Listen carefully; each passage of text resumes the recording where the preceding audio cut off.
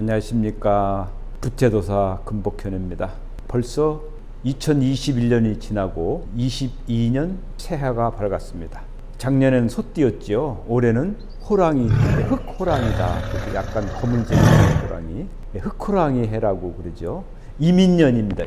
임자가 크림자예요. 임금을 뜻하기도 합니다. 임금왕자하고 비슷하죠. 그리고 북방임이라고도 합니다. 북쪽을 지켜주는 수호신 호랑이 인자. 올해가 호랑이 해기 때문에 2022년 1월 1일부터 1월 10일까지 열흘 동안 여기 아우름 갤러리 광명시에 있는 보건소 바로 뒤쪽에 있습니다. 호랑이 특별전을 합니다. 그 기획은 제가 했고요. 그래서 여기저기 모은 사람들, 또 호랑이 박물관 할 사람들이 모은 거, 또 호랑이 작가들이 그린 거 다양하게 전시를 하고 있습니다. 올해는 호랑이 해기 때문에 호랑이 특별전을 하는데 그림뿐만 아니라 호랑이를 닮은 돌도 있고 다양하게 있습니다. 화각 필통도 있고요. 호랑이는 우리나라 사람들이 다 좋아하는 거죠. 그래서 우리나라를 대표하는 짐승을 하나 꼽으라 그러면 호랑이를 꼽을 수 있겠죠. 88 올림픽 때 마스코트가 호랑이였습니다. 호돌이라고 그랬죠. 호랑이는 이제 애군을 막아준다 그래서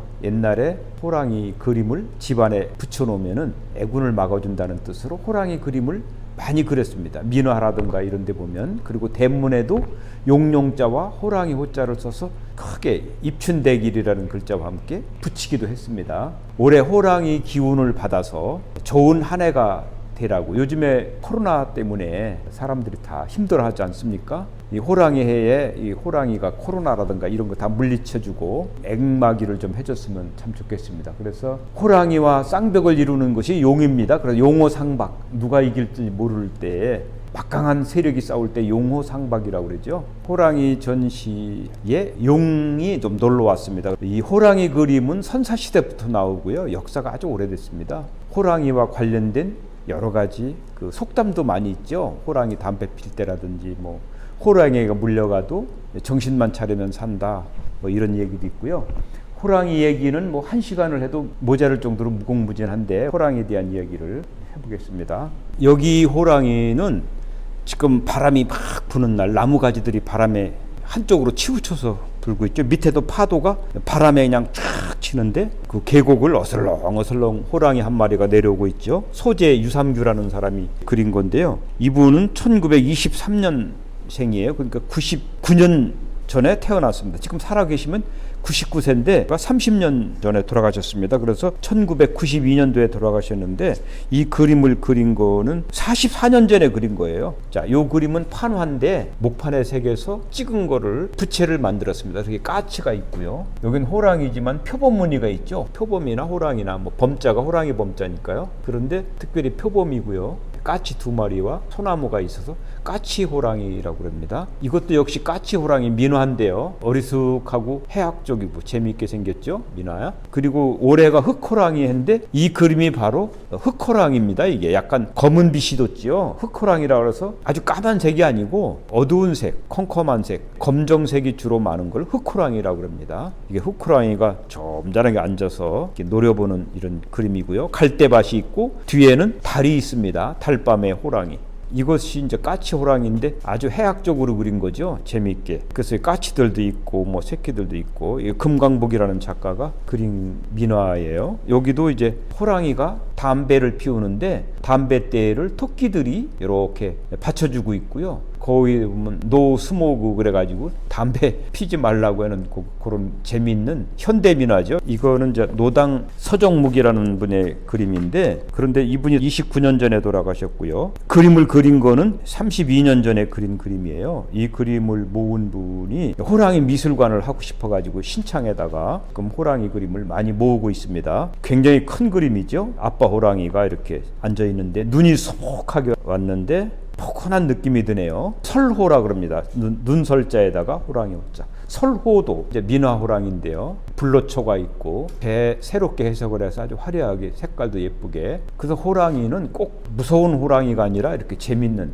친근감 있는 바보스럽고 해학적이고 생활 속에 아주 무서운 것이 아니라 친구처럼 친숙한 이런 모습으로 우리 민화에는 많이 등장합니다. 이민년을 맞이해서 지금 제가 호랑이를 그렸습니다. 유화로 그렸어요. 유화는 한 점도 없기 때문에 다양한 호랑이를 보여주려고 유화로 머리만 하나 크게 그렸습니다. 그리고 달을 상징해서 뒷밤의 호랑이, 뒤에서 어두운데 확 튀쳐나오라고. 이 호랑이는요 야행성이기 때문에 밤에 활동을 합니다. 그래서 낮에는 호랑이가 맥을 못 추고요 밤에 활동을 많이 해요. 그래서 눈이 야행성이라 뭐를 싫어하느냐면 빛을 싫어합니다. 그래서 불빛을 보면 무서워해요 호랑이가. 백두산에서 호랑이 2마리가 어슬렁어슬렁 내려오는 백두산 호랑이 그림을 이서진 선생님이 부채에다가 그렸습니다. 부채는 제가 만들고요. 여기 부채도 여기는 좌청룡 우백호입니다. 그래서 좌측에는 청룡이 있고 우측에는 백호가 호랑이가 있는데 이게 머리가 돼 있죠. 뒤에는 검은 고를 키고 있는데 이게 명당자리를 얘기할 때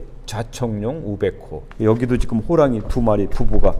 호랑이들은 암수지만은 같이 강한 것들은 서로 사납기 때문에 떨어져서 사는데 요게 이제 짝짓기 할 적에는 서로 이렇게 다정하게 잘 살죠. 그래서 호랑이 2마리가 이렇게 다정스러운 한 쌍이 큰 그림입니다. 이거는요. 뒤에 산도 아주 그냥 험한 산. 산이 깊어야 호랑이가 나온다는 그런 속담도 있죠. 왜 호랑이와 까치를 그리냐면 호랑이와 까치는 이렇게 친하게 지내면서 치가 그런 위험도 알려주고 전령사 같은 역할을 하는 겁니다. 민화에는 까치와 호랑이를 이렇게 많이 그렸습니다. 이 까치도 아주 사실적인 까치보다는 도하나된 그런 까치고요. 호랑이도 좀 재밌게 이렇게 그렸죠. 이 호랑이는 백호입니다. 백호라는 호랑이는 원래 귀하죠. 잘 안 나오는 건데 화려한 배경으로 해서 눈은 아주 그냥 부리부리하게 그렸고요. 거기도 또 까치가 뭐라고 얘기하는 것 같은 재미있는 그림을 그렸습니다. 요거는 호랑이를 수를 놓은 겁니다. 이게 세계적인 한복 디자이너 이영희 선생님이 이거 소장하고 있던 건데 우리 아는 분이 샀어요. 머리에는 이제 이게 표범무늬고 몸뚱이는 호랑이 무늬. 전형적으로 우리 민화에서만 나오는 거죠. 이렇게 원래는 머리는 표범이고 몸뚱이가 호랑이인 것은 없는데 민화에서는 서로 화합하고 뭉치라는 뜻으로 이렇게도 했습니다. 요거는 수 놓은 곳이 한 100년 이상 된 수호랑이. 이것도 노당 서정묵이라는 분이 이거는 초년에 그린 거예요. 이분이 한 30세 때에 호랑이를 그리면서 이것도 달밤에 호랑이를 그렸는데요. 이분은 평생 호랑이만 열심히 그려서 호랑이로는 유명한 화가가 됐죠. 요것이 이제 표범이에요. 반점 무늬. 이 표범 무늬가 꼭 매화꽃 같다 그래가지고 호랑이 가죽보다도 표범 가죽을 더 좋아했습니다. 요것도 까치 호랑이를 그렸는데요. 민화에는 거의 까치와 호랑이를 많이 그렸습니다. 그래서 여기 소나무가 있고 밑에 빨간 거는 불로초를 상징하는 거예요. 민화 호랑이를 목판화로 찍어서 부채를 만드는 거고요. 여기도 역시 목판화로 찍어서만 판화 호랑이입니다. 부채를 만드는 거고요. 여기에는 이제 올림픽 때 호돌이 마크입니다. 호돌이 마크가 승모를 돌리는데 S자가 있죠. S자는 요건 서울을 상징하는 거고요. 가루를 호랑이로 조각을 한 겁니다. 여기도 까치 호랑이고요. 큰 부채가 큽니다. 여기도 까치 호랑이 부채고요. 여기는 토끼가 담뱃불을 붙여주고 있고요. 이것도 선면화라고 그래가지고 부채에 그렸던 건데 떼서 표고를 한 겁니다. 이거는 이제 색실첩인데 양쪽에 용이 있어요. 용이 그려져 있는 색실첩. 이게 뒷면입니다. 이렇게. 이것도 용고라는 용 무늬가 있는 큰 북을 바쳤던 건데요. 여기는 황룡, 여기는 청룡. 2마리 용이 나무로 조각된 겁니다. 황제가 썼대는 용검인데요. 그걸 모방해서 만든 전부 용 조각이 되어 있는 검입니다. 여기도 용 항아리, 용호라고 그러죠. 용충이라고도 하고 붉은색은 진샤고요. 진샤는 구릿가루를 얘기하는 거고요. 청색으로 용을 그렸는데 여기는 열쇠패입니다. 이게 쌍용 열쇠패. 굉장히 귀한 거예요. 이것도 열쇠패인데 여기에는 호랑이도 있고 용도 있고 뭐 사슴도 있고 소나무도 있고 수복수복이 쫙 새겨진 아주 귀한 열쇠패고요. 화각 필통인데 거기에 호랑이와 용, 사슴, 팔각으로 되어 가지고 다양한 그림들이 그려져 있습니다. 자연석인데 여기 얼굴을 호랑이처럼 조각을 한 거예요. 그리고 마지막으로 여기 이제 화로인데 화로 위에가 용이 조각이 되어 있어요. 청동 화로인데 노쇠로 된 화로죠. 근데 여기 조각 테두리에 조각이 되어 있어요. 윤열수 선생님은 호랑이 가해 민화박물관도 하시죠. 그래서 호랑이에 관해서 이렇게 많이 두꺼운 책을 이게 한 10만 원 정도 하는 책입니다. 호랑이에 관한 거는 여기에 모든 게 다 들어있어요. 이렇게요. 이런 큰 책인데요. 뒤 표지가 이게 표피도입니다. 이게 표범의 껍질을 그린 표피도. 이게 병풍으로 10폭짜리인데 여기 이제 3폭만 이렇게 해놨죠. 표피도는 주로 이제 무관 장군들 이런 뒤에 펴놨던 병풍이고요. 이 호랑이 표피도 병풍을 쳐놓으면은 애군을 막는다 그래가지고 요건 액마기로다가 썼던 겁니다.